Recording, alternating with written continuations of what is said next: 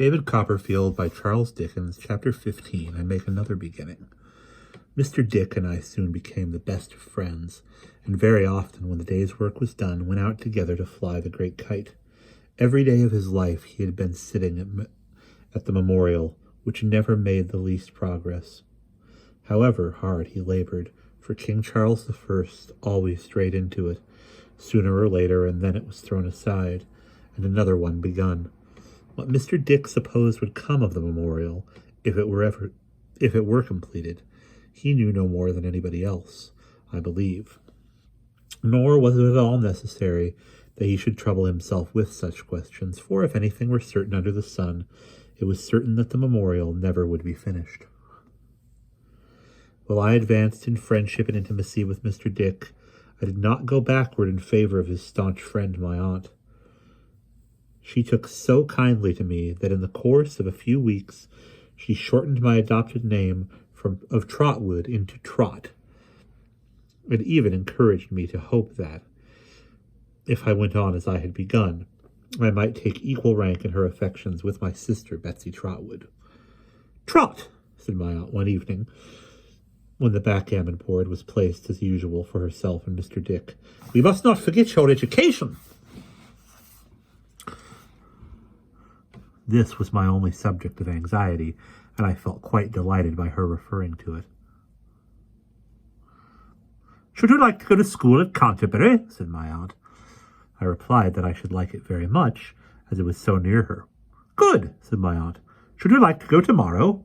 Being already no stranger to the general rapidity of my aunt's evolutions, I was not surprised by the suddenness of the proposal, and said, "Yes." "Good," said my aunt again. "Janet, hire the grey pony and chase tomorrow morning at 10 o'clock and pack up Master Trotwood's clothes tonight."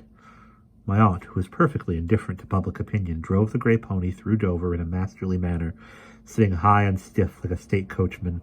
We came to Canterbury, and at length stopped before a very old house, bulging out over the road, a house with long, low lattice windows bulging out still farther, and beams with carved heads at the ends bulging out too, so that I fancied the whole house was leaning forward, trying to see who was passing on the narrow pavement below. When the pony chaise stopped at the door, I saw a cadaverous face appear at a small window on the ground floor, in a little room tower that formed one side of the house, and quickly disappear.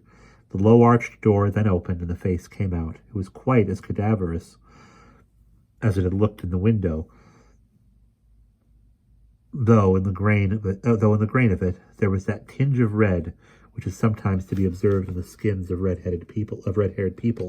It belonged to a red-haired person, a youth of 15, as I take it now, but looking much older, whose hair was cropped as close as the closest stubble, who had hardly any eyebrows and no eyelashes, and eyes of a red-brown, so unsheltered and unshaded that I remember wondering how he went to sleep.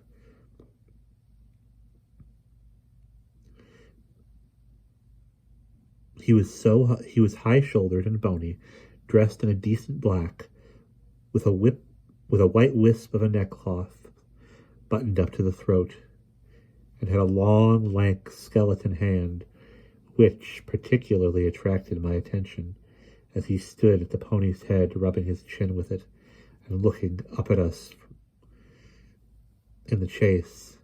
"Is Mr. Wickfield at home, Uriah Heep?" said my aunt.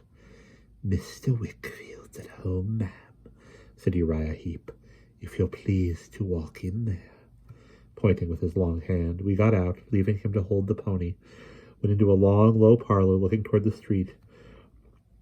A door at the farther end of the room opening, a gentleman entered.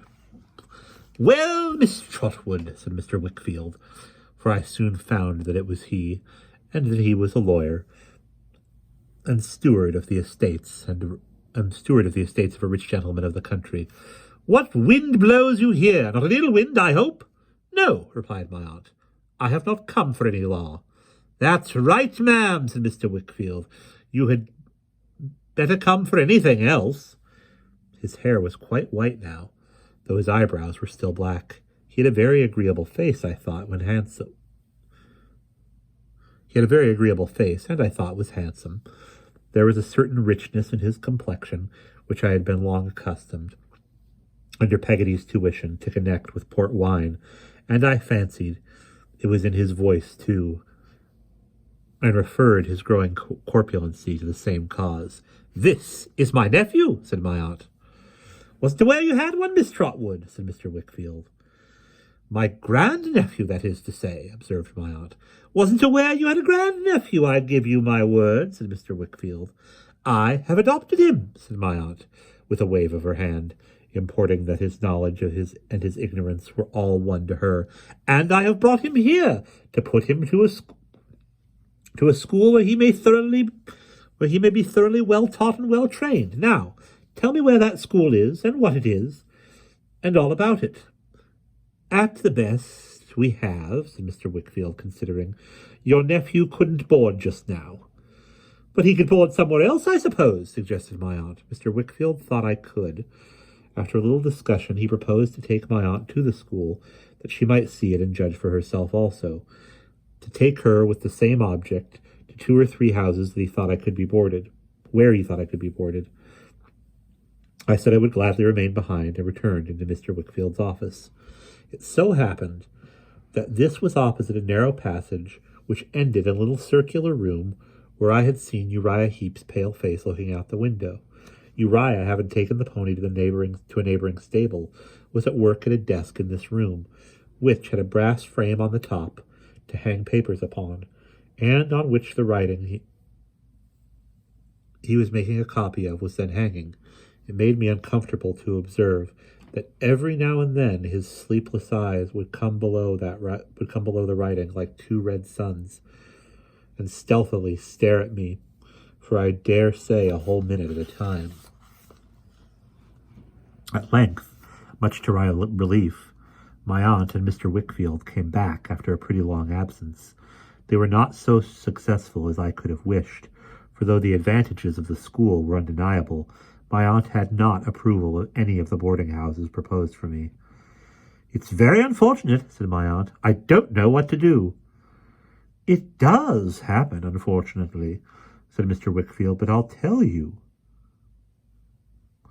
what you can do, Miss Trotwood." "What's that?" inquired my aunt. "Leave your nephew here for the present. He's a quiet fellow. He won't disturb me at all. It's a capital house for study, as quiet as a monastery, and almost as roomy. Leave him here." "I am very much obligated to you," said my aunt, "and so is he, I see, but—" "Come, I know what you mean," cried Mr. Wickfield. "You shall not be oppressed by the receipt of favours, Miss Trotwood. You may pay for him if you like. We won't be hard about terms, but you shall pay if you will." "On that understanding," said my aunt, "though it doesn't lessen the real obligation, I shall be glad to leave him." "Then come and see my little housekeeper," said Mr. Wickfield. We accordingly went up a wonderful old staircase, with a balustrade so broad that we might have gone up almost as easily, and into the shady old drawing-room, lighted by some 3 or 4 of the quaint windows I had looked up at from the street. Mr. Wickfield tapped at the door in a corner of the panelled wall, and a girl about my own age came quickly out and kissed him.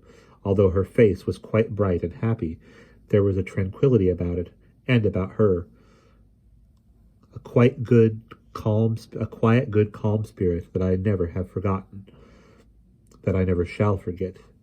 This was his little housekeeper, his daughter Agnes, Mr. Wickfield said. She had a little basket trifling hanging at her side with keys in it, and she looked as staid and as discreet as a housekeeper, and she looked as staid and discreet a housekeeper as the old house could have. She listened to her father as he told her about me with a pleasant face, and when he had concluded, proposed to my aunt that we should go upstairs and see my room. We all went together, she before us, and a glorious old room it was, with oak beams and diamond panes, and the broad balustrade going all the way up to it. My aunt was happy, as I was, in the arrangement made for me, and we went down to the drawing-room well pleased and gratified. Agnes went back to her governess, and Mr. Wickfield to his office. "Trot," said my aunt, "be a credit to yourself, to me and Mr. Dick, and heaven be with you. I was greatly overcome and could only thank her again and again, and send my love to Mr. Dick. Never, said my aunt, be mean in anything. Never be false, never be cruel. Avoid those 3 vices, Trot, and I can always be hopeful of you. I promised as well as I could that I would not abuse her kindness or forget her admonition. The pony's at the door, said my aunt, and I am off. Stay here. With these words she embraced me hastily and went out of the room, shutting the door after her. At first I was startled by so abrupt a departure, and almost feared I had displeased her. But when I looked into the street and saw how dejectedly she got into the chaise and drove away without looking up, I understood her better, and did not do her that injustice. By 5 o'clock, which was Mr. Wickfield's dinner hour, I had mustered up my spirits again, and was ready for my knife and fork. The cloth was only laid for 2 of us, but Agnes was waiting in the drawing-room before dinner. Went down with her father, and sat opposite of him at table. I doubted whether he could have dined without her. We did not stay there after dinner, but came upstairs into the drawing-room again, in one snug corner, of which Agnes set glasses for her father and a decanter of port wine. I thought he would have missed its usual flavor if it had been put there for him by any other hands. There he sat, taking his wine, and taking a good deal of it, for 2 hours, while Agnes played on the piano, worked, and talked to him and me. Agnes made the tea and presided over it, and the time passed away after it as after dinner, until she went to bed, when my father took her in his arms and kissed her, and, she being gone, ordered candles in his office. Then I went to bed too. But in the course of the evening I saw Uriah Heep shutting up the office, and feeling friendly toward everybody, went in and spoke to him at parting gave him my hand. But oh, what a clammy hand it was, as ghostly to the touch as to the sight. I rubbed mine afterwards to warm it, and to rub his off. And that is the end of chapter 15.